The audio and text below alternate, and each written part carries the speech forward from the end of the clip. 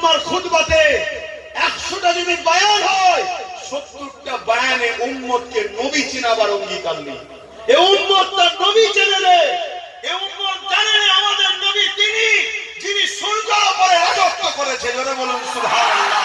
আমাদের নবীর ইশারাতে সূর্য গোলামীর পরিচয় দিয়ে উঠে এসেছে। জোরে বলুন সুবহানাল্লাহ। আর আমরা তো তিনার গোলাম।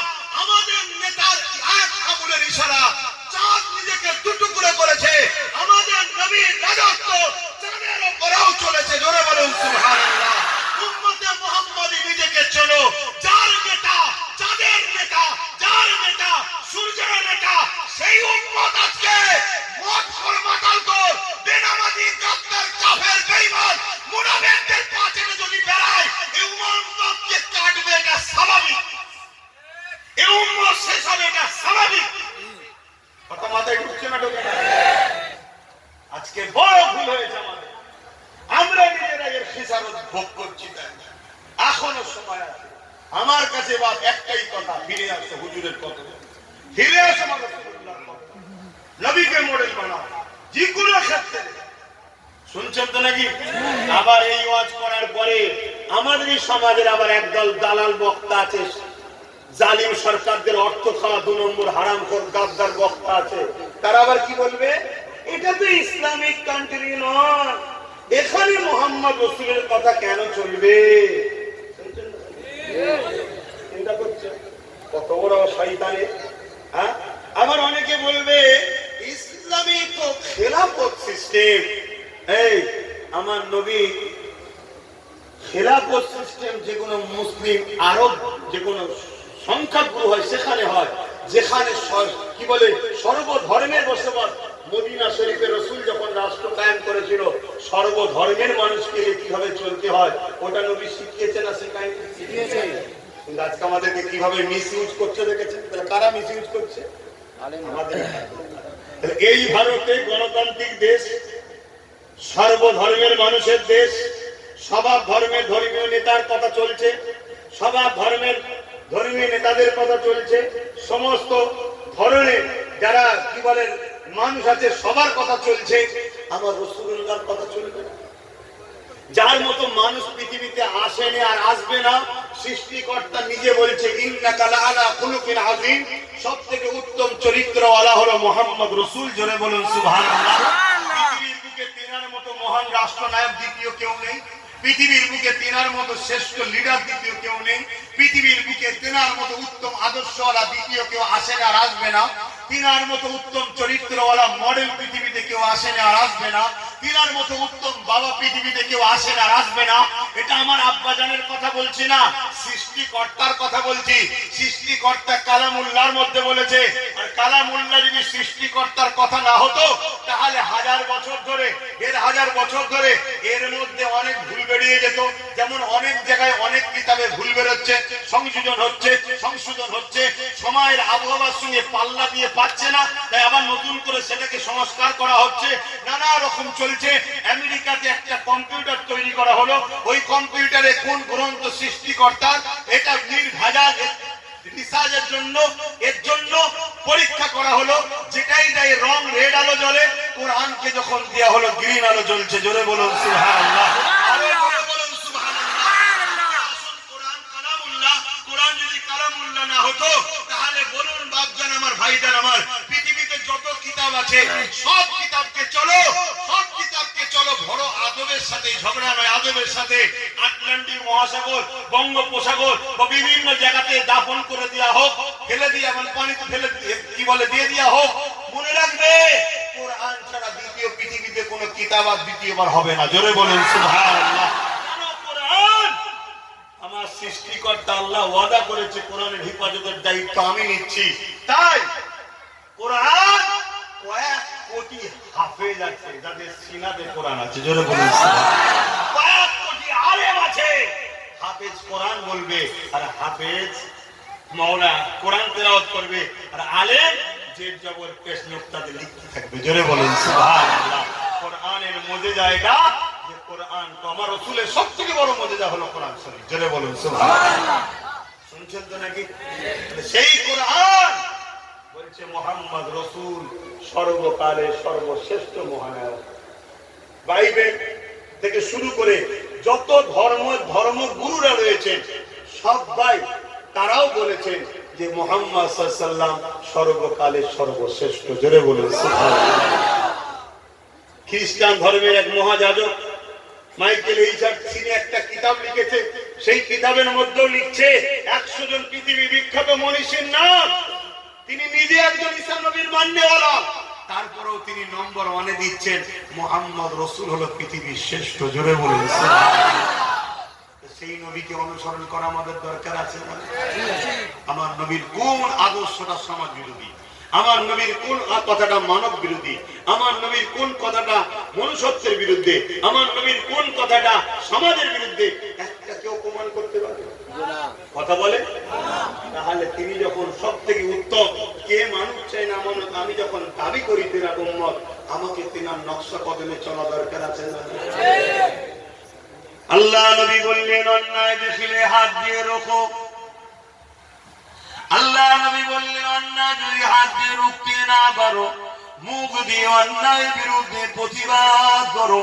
যদি অন্যায়ের বিরুদ্ধে মুখ দিয়ে প্রতিবাদ করতে না পারো, তাহলে আমি রাসূলুল্লাহ বলে দিই অন্তর থেকে ঘৃণা করো। কোনোভাবেই অন্যায়ের সঙ্গে জুড়তে ইসলাম বলে রে। নম্বর 1 হলো অন্যায়কে মিটাও, নম্বর 2 হলো হাত দিয়ে মিটাও, না হয় মুখ দিয়ে বলো, না হয় অন্তর থেকে ঘৃণা করো। কোরআনেও তো আল্লাহ এটাই জানিয়েছে। এ যুবকেরা আল্লাহ কোরআনে জানিয়ে দিলে কুনতুম খায়রা উম্মাতিন উখরিজাত লিন-নাসি তা'মুরুনা বিল মারুফ ওয়া তানহাউনা আনিল মুনকার। অন্যায়কে মিটাও, ন্যায়কে প্রতিষ্ঠিত করো, এটা হলো ইসলাম। আল্লাহ তো দুটো কাজ দিয়েছে, অন্যায়কে মিটাও, ন্যায়কে প্রতিষ্ঠিত করো। কি ও কমিটি বুঝতে না? দুটো কাজ না, এখন কমিটিগুলো তো টেনশন নাই, ঠিক না? কাকে দাওয়াত করেছো? না আব্বাস সিদ্দিকী, জলসা। আর কি হুজুর নেই, ওনাকে বাদ দিয়ে যাকে খুশি নিয়ে আসো। এমনও অফার পাওয়া যায়, ওনাকে বাদ দাও, 1-2 লাখ টাকা আমি বলে করে দিচ্ছি। কথা বুঝছেন না? সেই জন্য জিজ্ঞেস করছো। আর তোমরা যদি আমায় দাওয়াত না করো আমি খাবো কি? এরকম যদি কেউ মনে করে, আমার মনে হচ্ছে বড় বুকার কেউ, এই এতগুলো লোক বসে আছে, কেউ জলসা করে খায় নাকি? কি করে খায়? এক একজনকে আল্লাহ এক এক ভাবে খাওয়া, ঠিক না? এতগুলো লোককে আল্লাহ বিনা জলসাতে খাওয়াতে পারে, আর একটা আব্বাস সিদ্দিকীকে জলসা ছাড়া খাওয়াতে পারে না? রেজেক আমার জলসা নয়, রেজেক হলো আমার আল্লাহ। রেজেক তোমার কাজ কাম নয়, রেজেক হলো আল্লাহ। আল্লাহ রেজেকের মালিক। মনে রাখবে, সাতটাবক জমিনের নিচে, সাগর মহাসাগরের নিচে, সেখানেও ক্ষুদ্র ক্ষুদ্র পশুগুলোকেও সৃষ্টিগুলোকে টাইমে টাইমে আল্লাহ খাবার পৌঁছায়। পৃথিবী, সারা পৃথিবীর 2 জন বাদশা ছিল মুসলমান সারা পৃথিবী, আর 2 জন ছিল অমুসলিম সারা পৃথিবীর রাজা। কথা বলতে সারা পৃথিবীতে তারা হুকুমত করেছে, বাকি সব ছোট ছোট ছোট ছোট। মুসলমানদের মধ্যে হযরত সুলাইমান আলাইহিস সালাম, তিনি ছিলেন পৃথিবীর রাজা। শুধু পৃথিবীর মানুষের না, জিন, দানব, কি বলে মখলুকাতের উপরে তিনি রাজত্ব চলেছে। কথা বলে আসছে, মানে কি বলে পিপিলিকা থেকে শুরু করে, জিন থেকে শুরু করে, এর উপরে তিনি রাজত্ব চলেছে। একদিন তিনি আল্লাহ পাককে বলছেন, আল্লাহ আমাকে, আমার একটু শখ গেছে, আমি আপনার সৃষ্টিকে খাওয়াবো, আপনার মখলুককে খাওয়াবো। আল্লাহ বলছেন, নবী সুলাইমান তুমি পৃথিবীর রাজা হতে পারো, কিন্তু মনে রেখে দিও তোমাকেও রাজা আমিই বানিয়েছি। বলুন সুবহানাল্লাহ। তুমি কিন্তু এই দায়িত্ব তুমি পারবে না, কারণ রেজেকের মালিক আমি আল্লাহ। আমি রেজেক কাউকে দিইনি, কারো হাতে ছাড়িনি, আমার পদ্ধতি হাতে আছে। শুনছেন? কিন্তু নবী আবদার করছে, আল্লাহ একবার সুযোগ দেন। আল্লাহ বলেন, তোমার যখন শখ গেছে তো লাও, করো। তা সেইভাবে সুলাইমান আলাইহিস সালাম খাবার রেডি করছে। আল্লাহ পাককে বলছে, আল্লাহ আমি তো খাবার রেডি করছি, খাবার করে যেন নষ্ট না হয়ে যায়। আপনি কুদরতি আল্লাহর। আগেকার সময়ও দেখবেন আমাদের খাবার বিনা ফ্রিজেই ভালো থাকে, আর এখন ফ্রিজে রেখেও খারাপ হচ্ছে, তাই না? এটা এসব ব্যাপার থাকে। তো ওই সময়তে ওই খাবার মাসকে মাস সুলাইমান নবী জড়ো করছে, কিন্তু খাবারকে আল্লাহ খারাপ হতে দেন নেই। এইভাবে আল্লাহ পাক একদিন যখন তৈরি হয়ে গেছে, নবী সুলাইমান সাল্লামকে আল্লাহ পাক নবী সাল্লাম বলছেন যে আল্লাহ আপনার মেহমানদের পাঠান, মখলুকদের এবার খাওয়াবো। ওই সময় আল্লাহ সাগর থেকে একটা মাছকে, এক ধরনের প্রাণীকে পাঠিয়েছে, এক ধরনের প্রাণীকে পাঠিয়েছে। সে এসে নবী সুলাইমান সাল্লামকে সালাম দিচ্ছে। তিনি সবার বাচ্চা ছিলেন, সবার ভাষাটাও বুঝতেন, কথা বুঝে আসছে। সালাম দিচ্ছে, দিয়ে বললেন আমি এসেছি অতিথি, আপনি নাকি আজকে দাওয়াত দিয়েছেন, রোজ তো আল্লাহ আমাদের রেজেকের ব্যবস্থা করে, আজকে নাকি আপনার এখানে আছে, আল্লাহ পাক বলেছেন আমি এসেছি, আমায় খেতে দেন। তখন সুলাইমান সাল্লাম বলছে অপেক্ষা করে, আরো মেহমানরা আসুন, যেমন আমরাও দাওয়াত বাড়িতে করি নাকি, আরো মেহমান আসুন। তখন উনি বলছেন শুনুন, আমার টাইমে টাইমে আমার আল্লাহ খাবার, জোরে বলুন সুবহানাল্লাহ। দাওয়াত দিয়ে ওয়েট করাবেন না আপনি, আর আমার মালিক আমাকে প্রতিদিন টাইমে টাইমে খাওয়ান, জোরে বলুন সুবহানাল্লাহ। আপনি ওয়েট করাচ্ছেন কেন? সুলাইমান সাল্লাম বললেন যাও, ওই মাঠে খাবার আছে, লাও খাও। তো উনি গেলেন, যাবার পরে খাওয়া দাওয়া করে সুলাইমান সাল্লামের সাথে এসে বলছে হুজুর আমার খিদে এখনো বাকি আছে, আমাকে আরো খেতে দেন। সুলাইমান সাল্লাম বলছে আরে আছে, যত খুশি খাও না, ওদের যা ছিল সব খেয়ে ফেলেছে। বললেন না সুবহানাল্লাহ, আরো জোরে বললেন না সুবহানাল্লাহ। নবী সুলাইমান সাল্লাম বলছে তুমি কত বড় পেটু, সবার খাবার খেলে। বলছেন হুজুর দাওয়াত দিয়ে এভাবে মেহমানকে পেটু বলবেন। আমার আল্লাহ আপনি যা খাইয়েছেন প্রতি ওয়াক্তে এরকম 3 লোকমা করে খাওয়ায়, আমি মাত্র 1 লোকমা পেয়েছি, এখনো 2 লোকমা বাকি আছে। আমার আল্লাহ আওয়াজ দিচ্ছে সুলাইমান আমার বান্দা আমার মখলুককে খাওয়াবে। সুলাইমান নবী সেদিন থেকে আসমানের দিকে মুখ তুলতেন না, সেদিন থেকে আসমানের দিকে মুখ তুলতেন না, আল্লাহ আমাকে মাফ করে দেন। কথা বুঝে আসছে? রিজিকের মালিক কে? আল্লাহ। হ্যাঁ, জলসা রিজিক নয়, মনে রাখবে। আমার অনেক দরজা বন্ধ করার চেষ্টা অনেকে করেছে, হাজার হাজার জলসাকে আমার নষ্ট করেছে, কথা মনে রাখবে। কিন্তু একটা দরজা যদি বন্ধ হয়, আমার আল্লাহ হাজার দরজা আমার খুলেছে, আল্লাহ খুলেছে হাজারটা দরজা খুলেছে, এত খুলেছে আমি তো বিরক্ত হয়ে যাচ্ছি। যাকে লাস্টে জলসা করালে লোকের সঙ্গে ঝগড়া হয়ে যাচ্ছে, সে লিতে হবে আমি লোবো না, সে লিতে হবে আমি লোবো না, এই যে ঝগড়া হয়ে যাচ্ছে। ঝগড়া বলতে ভালোবাসার ঝগড়া, ভাই ভাই যেমন কথাটা হয়ে যায় একটুখানি, সেটাই বলতে চাইছি। তো আমি যা কোন কথা বলতে গিয়ে দিকে চলে এলাম, একটু বলেন কোন কথা বলছিল? সুলাইমান নবী। না তাহলে কি বল শুনছেন বলেন?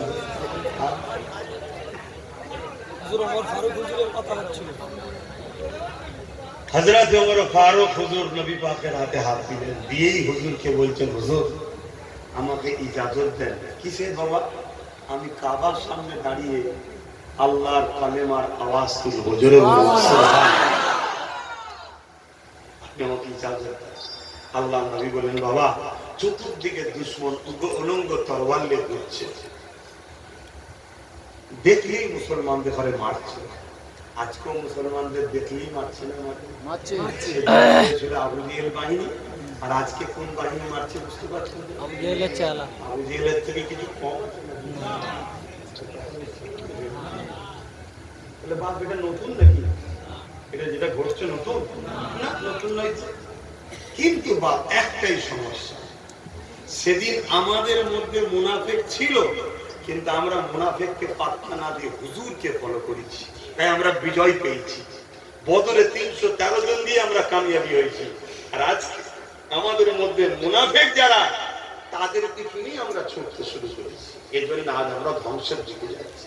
আসুন প্রত্যেকটা মানুষকে মাপেন আমার হুজুরকে দিয়ে, আব্বাস সিদ্দিকীকেও মাপেন, 100 বার মাপতে হবে। এটা দুনিয়া, এটা দুনিয়া। রিসেন্ট দেখলাম মায়ের মোবাইল কিনা শখ গেছে, বাচ্চাকে বিক্রি করে মোবাইল কিনেছে, দেখেছেন না? দেখেন, মায়ের থেকে আপন এই জমিনে কেউ আছে? কিন্তু দুনিয়াতে কি ঘটে বুঝতে পারছেন? মা নিজের বাচ্চাকে বিক্রি করে মোবাইল কিনেছে।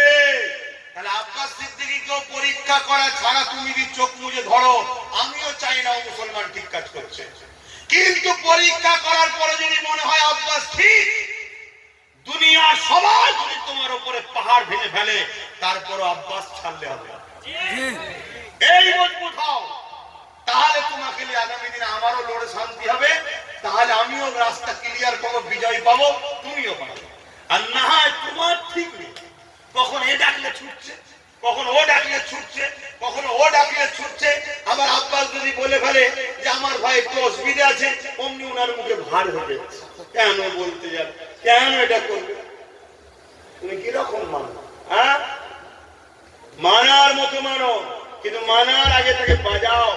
সে তোমাকে রসুলের সঙ্গে জুড়তে চাইছে না নবীর থেকে সরাতে চাইছে? সে তোমাকে কল্যাণের দিকে নিয়ে যাচ্ছে না ধ্বংসের দিকে নিয়ে যাচ্ছে? বাজাও, বাজাবার পরে সে যা বলবে তাই করো। আজকে আমি যখন এই বাংলার মানুষকে বলেছিলাম, আমার কম ভালোবাসো তো লাখ লাখ মানুষ, আমি বলেছিলাম চেয়ারে একটা পায়া দরকার, বলেছিলাম তো নাকি? এই ভালোবাসার মানুষ মুসলিম দাবিদারদের মধ্যে অনেকে আমার সমালোচনা করেছে না করেনি? জোরে বলো, করেছে না করেনি? আজকে ওয়াকফ কালা কানুন তৈরি হয়েছে না হয়নি? কে তৈরি করেছে? কেন্দ্র সরকার। কেন্দ্র সরকার মুসলমানদের দুশ্মন না বন্ধু? এটা জানতে কোন মুসলমান বাকি আছে? একটু হ্যাঁ কি না বলবেন। কিন্তু এই কেন্দ্র সরকারের হাত থেকে বাঁচাবার জন্য যারা বলেছিল আমাদেরকে সাপোর্ট করো, বিজেপির হাত থেকে কেন্দ্র সরকার হাত থেকে বাঁচাবো, আজকে তারা কি আমাদের সাথে আছে? তারা বলছে দিল্লি যাও। কি বলছে? দিল্লি যাও। কিন্তু ভেবে দেখো, যদি চেয়ারে তিনটে পায়া ওদের হাতে থাকতো আর একটা যদি আমাদের হাতে থাকতো, তাহলে দিল্লি যাও বলতে পারতো? আমরা বলতাম ভোট পাঠা করবো। আর যখন এই চেয়ারের পায়া খুলতাম, তো দিল্লি কেন হোঁচটকে পড়তো উপরে, উনি যে আমি পড়তাম না। মাথায় ঢুকছে না ঢোকে না? বিরোধী করেছে না করে নে? ভুল করেছে না করে নে? এরপরেও বলবো এখনো সময় আছে, তওবা করো, আল্লাহর কাছে কাঁদো, সামনে দিন আসছে, প্রতিজ্ঞা করো একটা পায়া নিজেদের হাতে রাখতে হবে। নিজের বাপ না থাকলে পরের আব্বাকে যতই আব্বা বলো, ঠিক সময় বাপ নিজের ছেলে ছেলে পালাবে, তোমাকে বানে ভেসে চলে যাবে। নিজের বাপ দরকার, নিজের গার্জেন দরকার। কথা মাথায় ঢুকছে?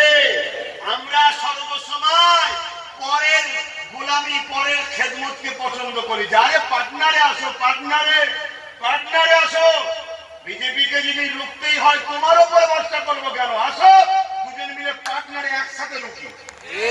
শুনুন না, আমি তোমার বিরুদ্ধে যাব না, কিন্তু তোমার উপরে ভরসাও করবো না, কেন তুমি আমাকে দিল্লির রাস্তা দেখিয়েছো, ঠিক না বেটি?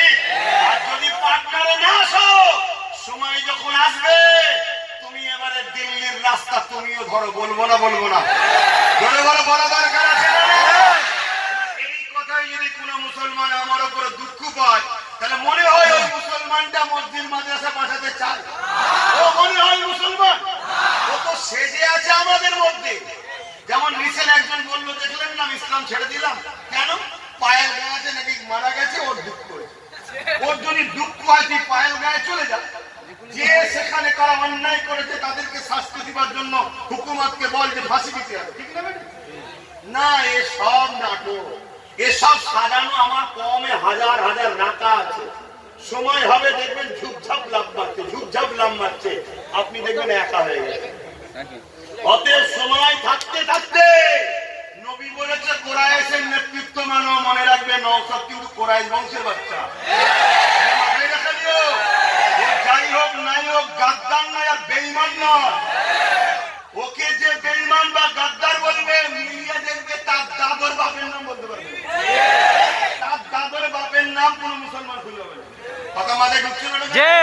আর এটাও শুনে রেখে দিও, ও কিন্তু আমার হাতের মুঠোয় আছে। ও লাভালাভি ভিডিও নাউজুবিল্লাহ করবে না, রক্ত কথা বলে। তারপরে বলেছি আমিও কিন্তু ধরে রেখেছি। এই জন্য বলেছিলাম বা পরিবর্তন হয়।